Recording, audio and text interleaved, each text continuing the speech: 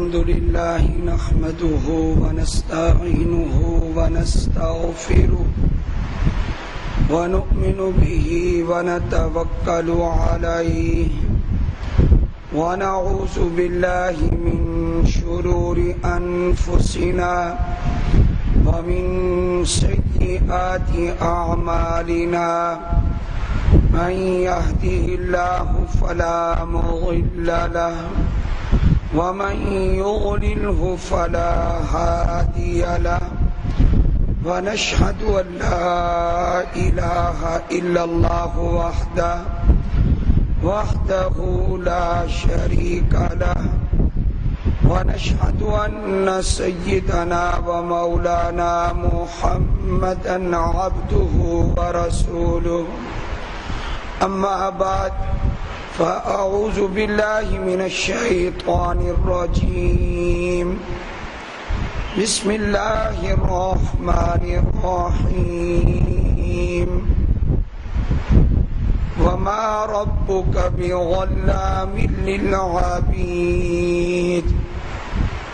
قال النبي صلى الله عليه وسلم الظلم ظلمات يوم القيامة صدق الله العظيم وصدق رسوله النبي الكريم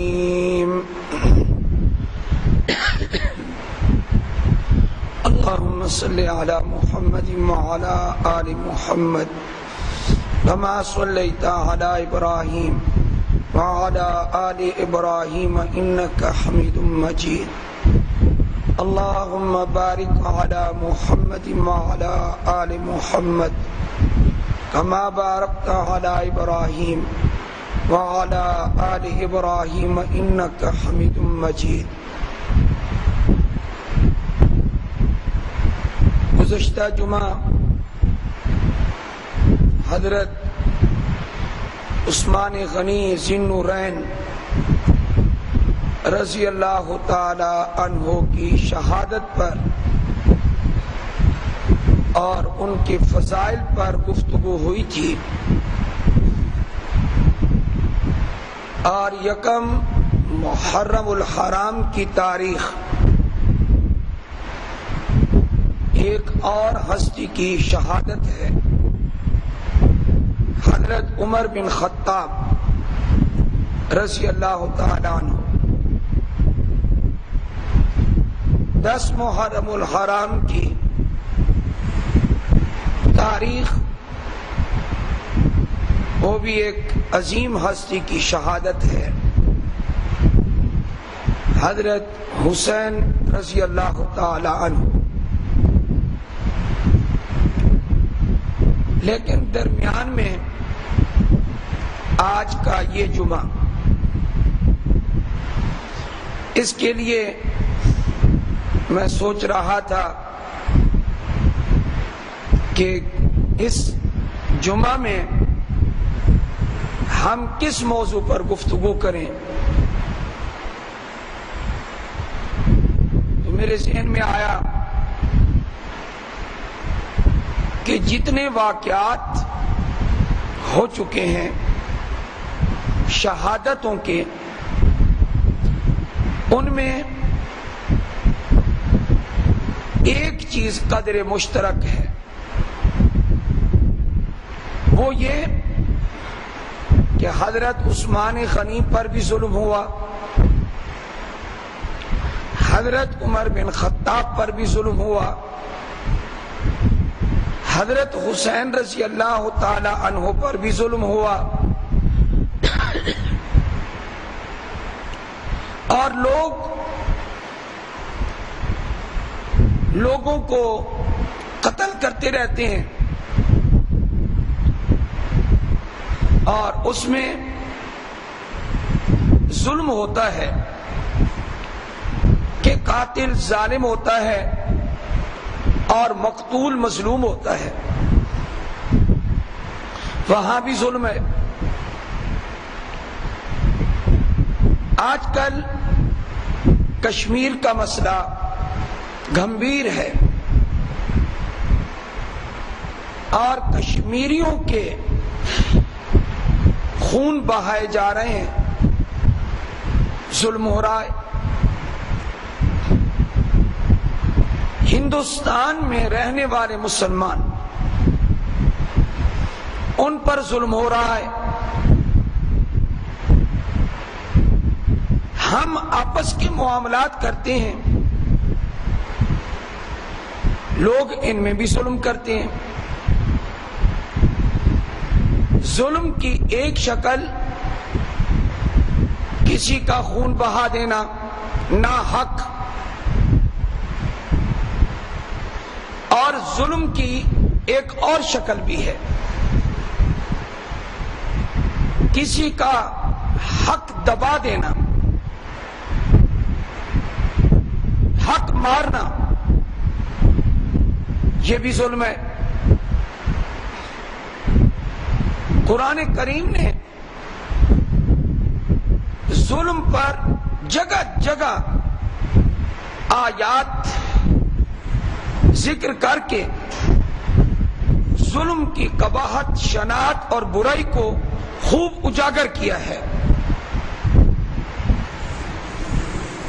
ظلم کتنی بری چیز ہے۔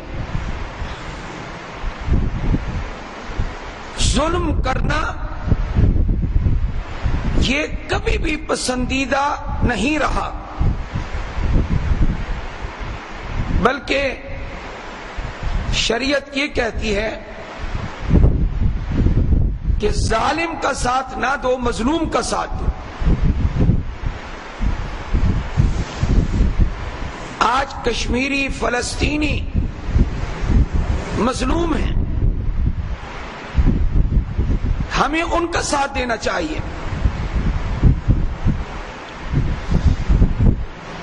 اور آپس میں ایک دوسرے پر حقوق کے اعتبار سے ظلم نہیں کرنا چاہیے۔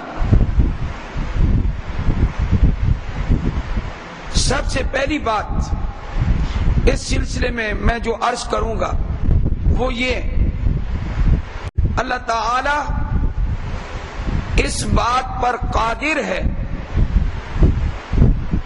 کہ وہ کسی پر ظلم کرے، اور یہ ساری کائنات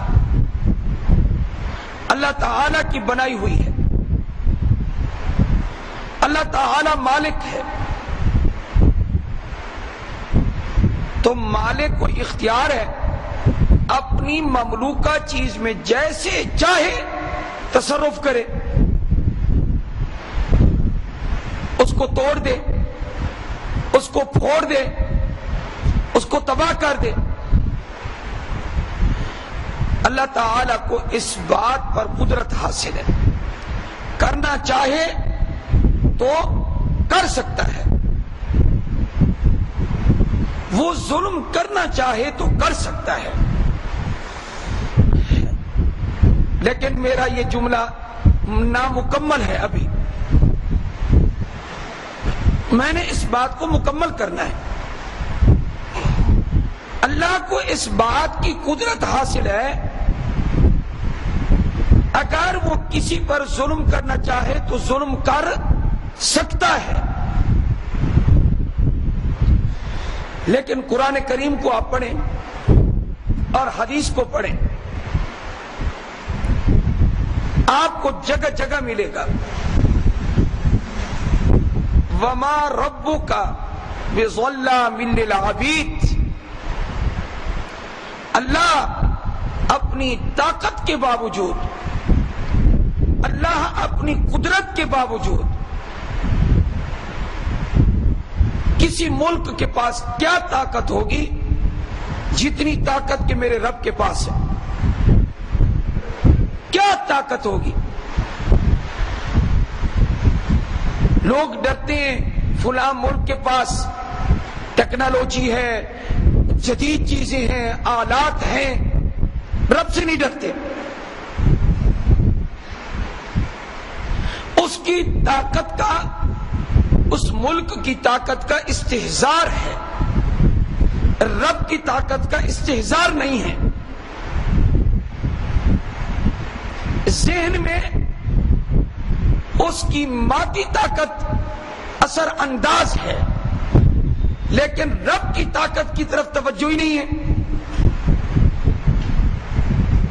اس لیے نہ بھئی فلاں ملک بڑا طاقتور ہے، اللہ کے پاس طاقت سب سے زیادہ ہے۔ امریکہ، برطانیہ، روس، چائنا، جرمنی، جتنے ملک ہیں اور آپ ان کو ترقی یافتہ سمجھتے ہیں اور آپ سمجھتے ہیں کہ ان میں بڑی طاقت ہے، لیکن آج آپ یقین کر لیں ان سب کی طاقت ہیچ ہے، رب کی طاقت زیادہ ہے۔ سب سے زیادہ طاقت کس کے پاس ہے؟ سب سے بڑی قدرت رب کے پاس ہے۔ اتنی قدرت ہے اللہ کو کہ وہ معدوم کو موجود کر سکتا ہے اور موجود کو معدوم بنا سکتا ہے، اس کے پاس اتنی طاقت ہے۔ اتنی طاقتوں والا میرا رب قرآن میں اعلان کر رہا ہے، قرآن پڑھو، فرمایا وما ربک بظلام للعبید، تیرا رب بندوں پر ظلم کرنے والا نہیں ہے، تیرا رب بندوں پر ظلم کرنے والا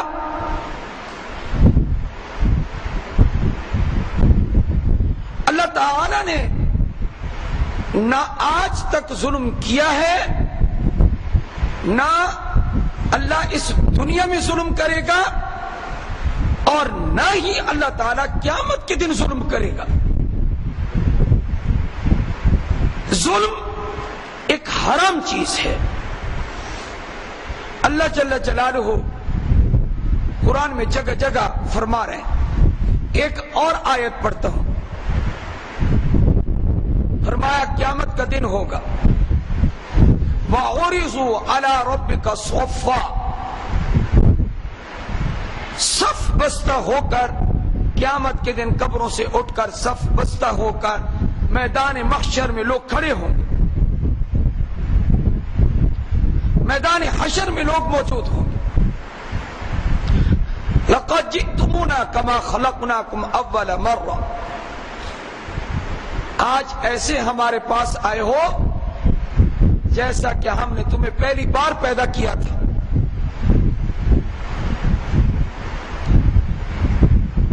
اللہ تعالیٰ جب وہ حساب لیں گے تو نامہ اعمال سامنے کریں گے، ہمارے سارے افعال، اقوال، ہمارے کام، ہماری باتیں، وہ ہمارے دواوین میں، ہمارے نامہ اعمالوں میں ایک ایک چیز درج ہوگی، ایک ایک چیز لکھی ہوئی ہوگی۔ ما لهذا الكتاب لا يغادر صغيرة ولا كبيرة الا احصاها، انسان کہے گا اس نامہ اعمال کو ہو کیا گیا ہے، نہ اس نے کوئی چھوٹی بات چھوڑی اور نہ بڑی بات چھوڑی، سب کچھ موجود ہے۔ جو میں نے کیا تھا وہ سب کچھ اس میں درج ہے، چھوٹا بڑا سب کچھ موجود ہے۔ حیران ہو جائے گا میں تو کر کے بھول ہی گیا تھا، اس میں تو سب کچھ موجود ہے۔ لا يغادر صغيرة ولا كبيرة الا احصاها ووجدوا ما عملوا حاضرا، جو عمل کیا اس کو موجود پائیں گے۔ بس اب آیت کا آخر سن لیں، کیا ایسا ہوگا کہ کسی نے نیکی کی ہو اور فرشتے بھول گئے ہوں اور لکھی ہوئی نہ ہو، یا کوئی برائی نہیں کی اور وہ درج ہو؟ یہ ظلم کی دو صورتیں ہیں۔ نیکی ہم کریں اور نامہ اعمال میں لکھی نہ جائے. ایک صورت ظلم کی یہ ہے، ہمارے ساتھ زیادتی ہو گئی. دوسری صورت وہ یہ کہ کوئی برائی نہ کی ہو اور نہ کردہ گناہ اس میں درج ہو، یہ بھی زیادتی ہے.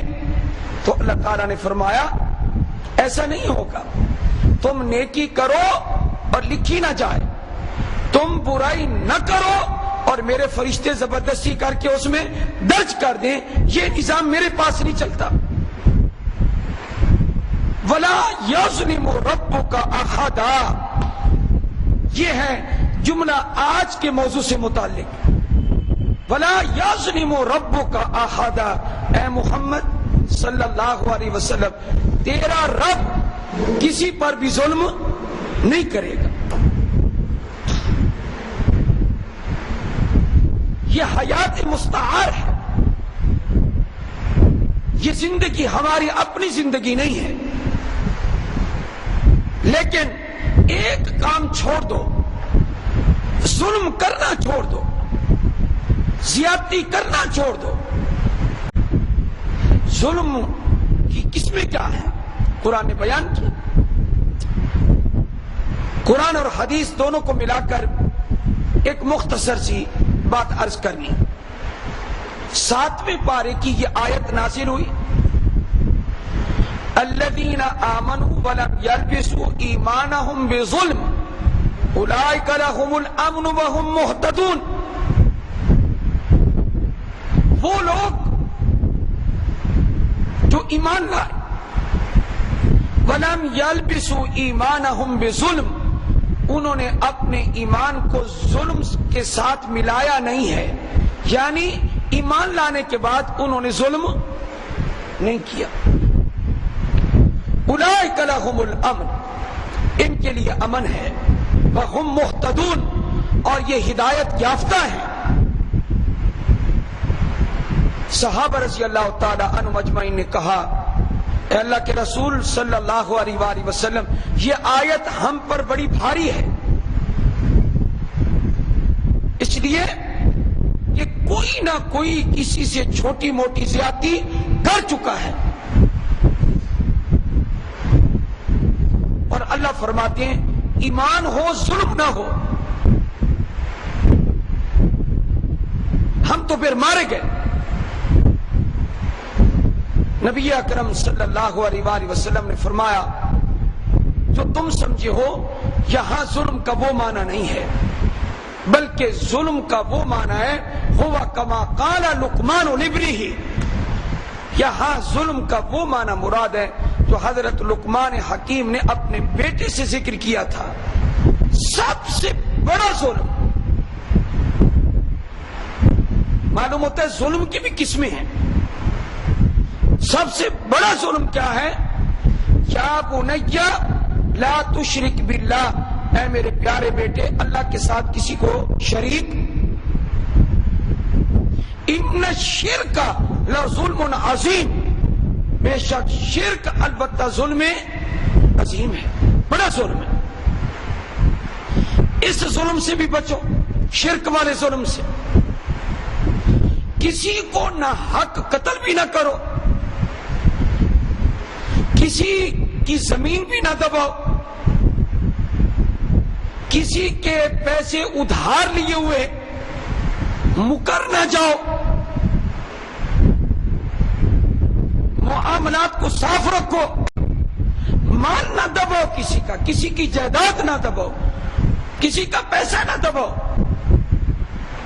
عدالتوں کے ذریعے، تھانوں کے ذریعے، کچہریوں کے ذریعے مقدمات کر کے اور اپنا اثر رسوخ جمع کر کسی کی دولت کو ہڑپ نہ کرو، یہ ظلم ہے. یہ بھی ایک ظلم ہے کہ افسر اپنے ماتحتوں کو بر وقت تنخواہ نہ دے، یہ بھی ظلم ہے، یہ بھی زیادتی ہے. ماتحت پورا کام نہ کریں، یہ بھی ظلم ہے، یہ بھی زیادتی ہے. ظلم کی کئی صورتیں ہیں. رب تعالی کے ساتھ شرک کرنا یہ بھی ظلم، خون ریزی کرنا یہ بھی ظلم، جائیداد پیسہ دبانا یہ بھی ظلم، یہ ساری ظلم کی شکلیں ہیں، صورتیں ہیں۔ آئیں ذرا حدیث پاک کے ذریعے ایک اور ظلم کی شکل بتائیں۔ ایک صحابی خدمت اقدس صلی اللہ علیہ وآلہ وسلم میں حاضر ہوئے۔ اے اللہ کے رسول صلی اللہ علیہ وآلہ وسلم، میری بیوی کہتی ہے کہ میرے بیٹے کو، اس بیٹے کو ایک غلام دو اور غلام بھی دو، اور غلام دینے پر گواہ بھی بناؤ کہ میں نے غلام دے دیا، اور گواہ بھی کس کو بناؤ؟ حضور اکرم صلی اللہ علیہ وآلہ وسلم کو گواہ بناؤ کہ میں نے یہ غلام دے دیا ہے۔ آپ علیہ الصلوۃ والسلام نے اس سے پوچھا، تو نے اپنے ہر بیٹے کو غلام دیا ہے؟ اس بیوی کے بیٹے کو تو دے رہا ہے، لیکن اس سے پہلے والی اولاد، پہلے والے بیٹے، ان میں سے ہر ایک کو تو نے غلام دیا؟ اس نے کہا جی نہیں، میری اس بیوی کا مطالبہ ہے کہ میں اس کے بیٹے کو غلام دوں اور اس پر گواہ بھی کس کو بناؤں؟ آپ علیہ السلام کو۔ تو آگے حضور علیہ السلام کا جملہ سنیں۔ حضور علیہ السلام نے فرمایا، اگر تو ایک کو غلام دے گا اور دوسرے بیٹوں کو نہیں دے گا یہ ظلم ہے، اور محمد ظلم پر کبھی گواہ نہیں بنتا۔ حضور نے یہ فرمایا، یہ ظلم ہے، یہ زیادتی ہے۔ گریبان میں جھانکے نا، آپ ذرا دیکھیں تو صحیح اندر کتنے ماشاءاللہ تہجد گزار، ماتھے پہ محراب اور مالی معاملات صفر، مالی معاملات میں بالکل زیرو، وہاں ایمان، عبادت، ذکر و اذکار کچھ کام نہیں کرتے۔ ایسے ایسے اندر سے لوگ موجود ہیں، بظاہر ایسے لگتا ہے بین الاقوامی مسکین ہے، اس بیچارے کو کسی چیز کا بھی پتا، حالات کھولو ایسے لگتا ہے کہ اس سے بڑا تو ظالم کوئی نہیں ہے۔ مسکین الصورہ، ظالم الباطن، باطن کے اعتبار سے ظالم اور صورت کے اعتبار سے مسکین فقیر، یہ شکل ہے۔ اپنی جان کے اوپر بھی ظلم کرتے ہیں ہم۔ وہ کب؟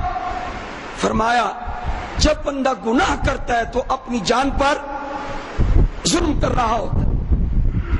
گناہ سے کبھی کسی کو کوئی فائدہ نہیں ہوا، گناہ سے نقصان ہے، وہ نقصان دنیا کا بھی ہے، آخرت کا بھی ہے۔ سب سے پہلا نقصان تو یہ ہے کہ اللہ اور اللہ کا رسول راضی نہیں ہوتا، دوری ہوتی ہے۔ چاہوں گا الظلم ظلمات یوم القیامہ، تم دنیا میں ایک ظلم کرو گے، قیامت کے دن کئی اندھیروں کا سامنا کرنا پڑے گا۔ سورۃ التحریم پڑھیں آپ، دوسرا رکوع پڑھیں، اللہ تعالیٰ فرماتے ایمان اور عمل صالح، ان کا اثر قیامت کے دن کیا ہوگا؟ نورہم یسعی بین ایدیہم و بایمانہم، قیامت کے دن ایمان اور اعمال صالحہ کا نور آگے دوڑ رہا ہوگا، دائیں طرف دوڑ رہا ہوگا، بندہ روشنی میں چل رہا ہوگا۔ کس کی وجہ سے؟ ایمان اور عمل صالح کی وجہ سے، ایمان اور عمل صالح کی وجہ سے نور پیدا ہوگا قیامت کے دن۔ اور ظلم تم نے دنیا میں جو کیا، ظلمات یوم القیامہ، قیامت کے دن کئی اندھیروں کا سامنا کرنا پڑے گا۔ اب اندھیرا ہو جائے، بجلی چلی جائے، ہم کمرے میں رات کو بیٹھے ہوں، کتنے پریشان ہوتے ہیں۔ قیامت کے دن بندہ ظلم کی وجہ سے اندھیروں میں رہے گا، روشنی نہیں ہوگی۔ ان اللہ لا یملی الظالم حتی اذا اخذہ لم یفلتہ. حضور اکرم صلی اللہ علیہ وآلہ وسلم نے ارشاد فرمایا اللہ تعالیٰ دنیا میں ظالم کو ڈھیل دیتا ہے. وہ کبھی اس کو تھپڑ لگا رہا ہے, کبھی اس کو گالی دے رہا ہے, کبھی کسی کی جائیداد دبا رہا ہے, کبھی کسی کا پیسہ کھا رہا ہے. کئی سال ہو گئے اور لوگ تنگ آ گئے بیچارے. کیا پتہ نہیں اللہ اس کو کب پکڑے گا, اس ظالم سے کب جان چھوٹے گی. حدیث میں آتا ہے اللہ ڈھیل دیتا رہتا ہے. کس کو؟ ظالم کو ڈھیل دیتا ہے. حتی اذا اخذہ لم یفلتہ, جب اللہ پکڑتا ہے پھر چھوڑتا نہیں ہے.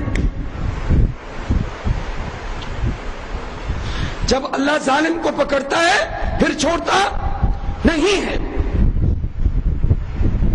اور مظلوم کی آہ سے بچو. ہندوستانیوں, ہندو, تم کشمیریوں کی آہوں سے بچو. اسرائیل فلسطین کی آہوں سے بچو تم.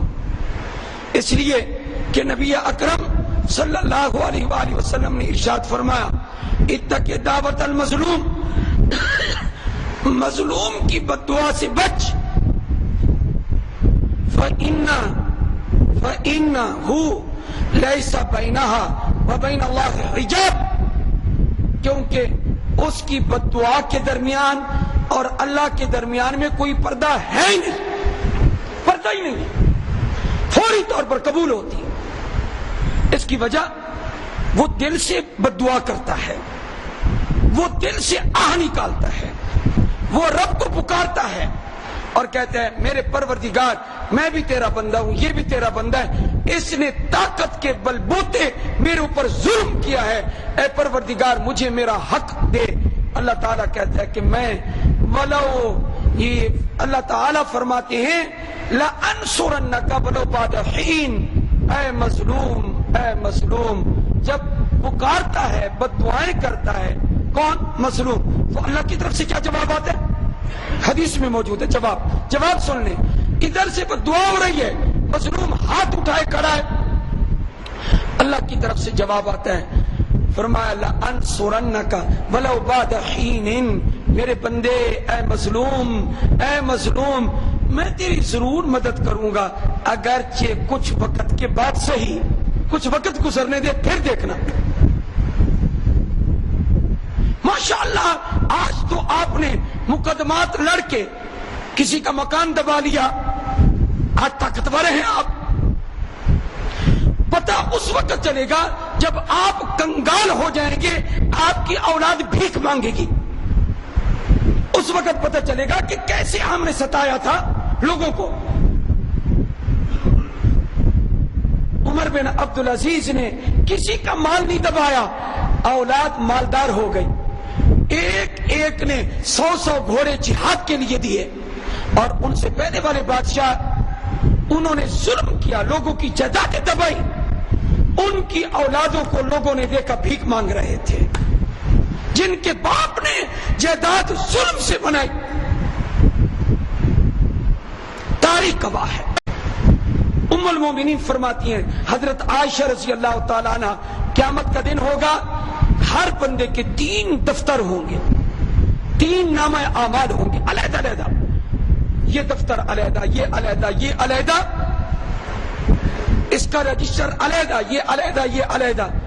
ایک میں لکھا ہوا ہوگا اس نے شرک کیا, ایک میں لکھا ہوا ہوگا اس نے لوگوں کے مال دبائے, ایک میں لکھا ہوا ہوگا کہ اس نے اور گناہ کیے. فرمایا فرشتوں کو کہا جائے گا پہلا دفتر کھولو, عقیدے والا دفتر کھولو. اگر لکھا ہوا ہوگا شرک کیا ہے, ان اللہ لا یغفر ان یشرک بہ, اللہ شرک والا گناہ معاف نہیں کرے.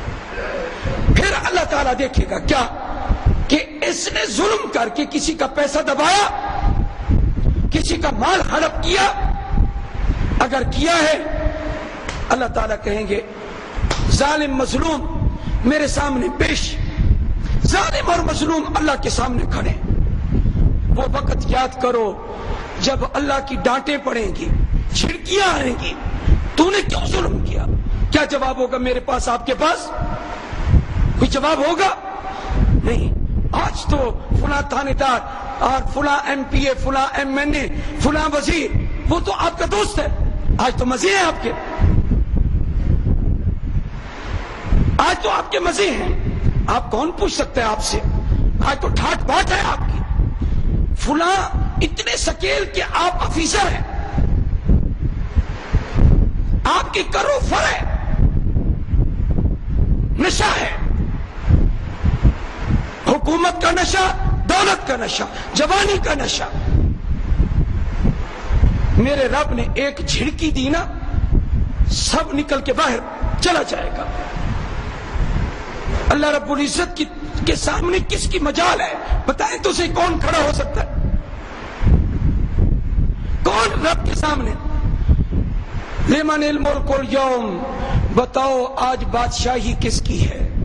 اللہ پوچھے گا، نہیں جواب آئے گا، سارے خاموش۔ اللہ فرمائیں گے میں بتاتا ہوں آج بادشاہی کس کی ہے، للہ الواحد القہار، آج اس کی بادشاہی، میری بادشاہی۔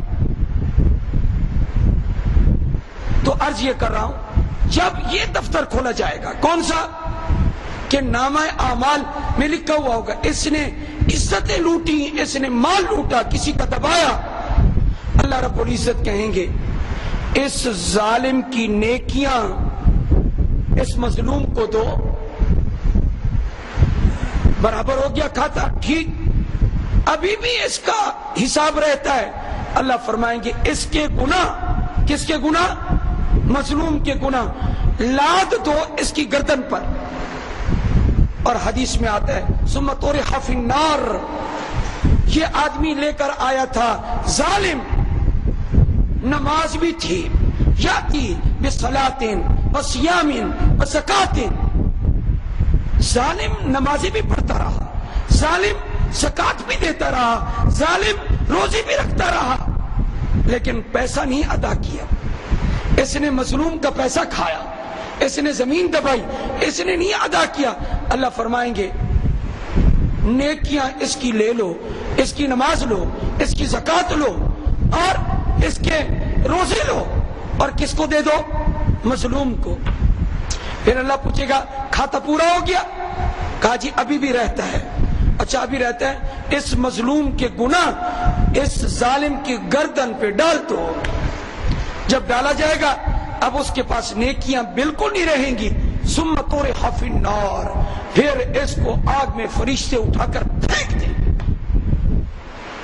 آج حاجی صاحب کا حج چلا گیا، عمرے چلے گئے، طواف چلا گیا، زکات صدقہ چلا گیا، ہر چیز ختم، کیوں؟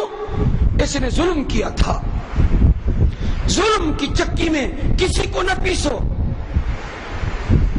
ایک بزرگ سے کی دعا لکھی ہوئی تھی، میں پڑھ رہا تھا، اے میرے پروردگار تو مجھے دنیا میں مظلوم بنا کے رکھ، ظالم بنا کے نہ رکھ۔ کیا بنا کے رکھ؟ مظلوم، ظالم بنا کے نہ رکھ۔ ظلم کی کوئی حد نہیں، کہیں مرد عورت پہ ظلم کر رہا ہے، کہیں عورت مرد پہ ظلم کر رہی ہے۔ مرد کیا ظلم کر رہا ہے؟ اس نفقات اس کے واجب ادا نہیں کر رہا، اس کو ٹائم نہیں دے رہا، اس سے محبت نہیں کر رہا، جو اس کا حقیقی حق ہے، اس رشتے کا تقاضا ہے، وہ پورا نہیں کر رہا۔ بلکہ میں نے تو بعض لوگوں کی زبان سے یہ سنا ہے، بیوی کا کیا حق ہوتا ہے؟ یہ تو بیوی تو جوتی کی مانند ہے، استعمال کرو، پرانی ہو جائے پھینک دو۔ انا للہ و انا الیہ، میرے پاک نبی کی پرانی بیوی حضرت خدیجۃ الکبریٰ رضی اللہ تعالی عنہ، حضور کو جب یاد آتی تو آنسو نکل آتے۔ حضور جب بکرا ذبح کرتے، گوشت تقسیم کرتے، فرمایا خدیجہ کے رشتہ داروں کو، خدیجہ کی سہیلیوں تک یہ گوشت پہنچاؤ، اس لیے کہ میری اس نے اس وقت مدد کی اور تسلی دی جب کسی نے تسلی نہیں دی. اس وقت ایک ہی بیوی تھی ہمارے پاک نبی کی صلی اللہ. اگر آپ نے ظلم کیا حشر کیا ہوگا؟ فرمایا ظالم بالآخر اپنے آپ کو نقصان پہنچاتا ہے، وبال لوٹتا ہے. ہاں دنیا میں اس کے اثرات پھیلتے ہیں. اثرات کیسے پھیلتے ہیں؟ حضرت ابو ہریرہ رضی اللہ تعالیٰ عنہ کے سامنے کسی نے کہا ظالم اپنے اوپر ظلم کرتا ہے نا، کسی اور کو نقصان نہیں پہنچاتا. فرمایا لا، ایسا نہیں ہے جس طرح تم کہہ رہے ہو. جو آدمی ظلم کرتا ہے، اب بادشاہ ظالم ہو، ایک سربراہ ظالم ہو، اس کا اثر اتنا زیادہ ہوگا، بارشیں بند ہو جائیں گی، قحط سالی پیدا ہوگی، پرندے جانور اپنے اپنے گھونسلوں میں اپنی اپنی جگہوں میں. فرمایا اس ظالم کو بد دعا دیں گے، یہ اس ظالم کے لیے بد دعا کریں گے. ظلم کا برا اثر ہے. ایک عادل بادشاہ کا قصہ مشہور ہے، تمام عربی کتابوں میں موجود ہے. شکار کے لیے نکلا، پیاس، ایک باغ میں پہنچا. ایک لڑکا وہاں موجود تھا، ایسے لگتا تھا یہ ابھی نہ سمجھ ہے، لیکن کیا پتا تھا وہ اتنا سمجھدار نکلا. بادشاہ نے کہا یہ پیاس ہے مجھے، تو کوئی انار توڑ کے مجھے اس کا رس پلاؤ، جوس پلاؤ، اور اپنے ہاتھ سے اس کا جوس نکالو. اس نے جوس نکالا، ایک ہی انار سے پورا گلاس بھر گیا، پیے. بادشاہ عادل تھا، دل میں آیا اس بچے کو کیا پتا، اس کے باپ کا باغ ہے، اتنا اچھا باغ، اور یہ ان کے قبضے میں ہے. ان کو کسی طریقے سے راضی کرا کے یہ باغ میں اپنے قبضے میں لے لوں گا. یہ دل میں نیت کر لی. کس نے نیت کی؟ بادشاہ نے. میں یہ ان کو راضی کر لوں گا. اچھا اتنے پیسے، چلو یہ لے لو، یہ لے لو، باغ میرے حوالے کر دو. امام راضی نے بھی اس قصے کو لکھا رحمہ اللہ نے. فرمایا کہ بادشاہ نے وہ گلاس پیا اور نیت کر لی کہ یہ باغ ہم لے لیں گے ان سے. ایسا بہترین باغ ہے، یہ ان غریبوں کے پاس کیوں ہو؟ میں بادشاہ ہوں، میرے پاس ہونا چاہیے. میں یہاں آؤں گا، ٹہلوں گا، یہاں میں آرام کروں گا، تفریح کروں گا. اللہ اکبر کبیرہ. ایک گلاس اور پلاؤ. اس نے کہا پلاتے ہیں جی، آپ مہمان ہیں. دوبارہ ایک انار توڑا، آدھا گلاس بھی نہیں ہوا. اسی درخت سے توڑا اور اتنا مقدار کا جتنا پہلے تھا اس کے برابر لگ بھگ انار توڑا. بادشاہ حیران ہو گیا، کہنے لگا یہ تو آدھا بھی نہیں ہوا، کیا وجہ ہوگی اس کی؟ پہلے گلاس بھر گیا، اب آدھا بھی نہیں ہوا. جواب دیا اس لڑکے نے، کہا جی لگتا ہے ہمارا جو بھی بادشاہ ہوگا اس کو پتہ ہی نہیں تھا کہ یہی بادشاہ ہے. ہمارا جو بھی بادشاہ ہے اس کی نیت میں فطور آ گیا ہے، اس کی نیت میں فطور آ گیا ہے، بادشاہ کی نیت میں فطور آ گیا ہے. اس نے کوئی ظلم کا ارادہ کر رکھا ہے. ابھی ظلم کیا نہیں، ظلم کا ارادہ کر رکھا ہے. جب آپ اپنے گھروں میں اپنی بیوی سے ظلم کریں گے، آپ بچوں سے ظلم کریں گے، رشتہ داروں سے ظلم کریں گے، آپ کے گھر میں برکت پیدا ہوگی. بادشاہ اندر سے ختم ہو گیا. اس نے کہا مجھے توبہ کرنی چاہیے. عادل تھا، دل میں کہا میرے پروردگار یہ معاملہ تیرے ساتھ ہے، میری توبہ. کس سے؟ ظلم سے. میں کسی کی کوئی چیز نہیں لوں گا، نہیں چھینوں گا، میں ہر ایک کی چیز اس کے پاس رہے گی. کہا ایک گلاس اور پلا دے، تیری مہربانی. گلاس توڑا، ایک انار توڑا اور گلاس میں اس کو نچوڑا، وہ مکمل بھر گیا. کہا بچے یہ کیا ہوا؟ کہا لگتا ہے کہ بادشاہ نے توبہ کر لی ہے، بادشاہ نے توبہ کر لی ہے. ظلم سے بچو، ظلم بڑی بری چیز ہے. لوگ جانوروں پر ظلم کرتے ہیں. آپ نے انگریزوں کو دیکھا، انگریز لوگ بڑے بڑے بیل، بھاگنے والے، ان کو کھڑا کر کے ان کو تیر مارتے ہیں، ان کو نشانہ بناتے ہیں۔ 1400 سال پہلے میرے نبی نے فرمایا صلی اللہ کیا فرمایا؟ جانور کو کھڑا کر کے اس کو نشانہ نہ بناؤ۔ آج یہ ظلم بھی ہو رہا ہے، جانوروں کو بھوکا نہ رکھو، پرندوں کو بھوکا نہ رکھو، ظلم نہ کرو۔ اللہ ہم سب کو عمل کی توفیق عطا فرمائے۔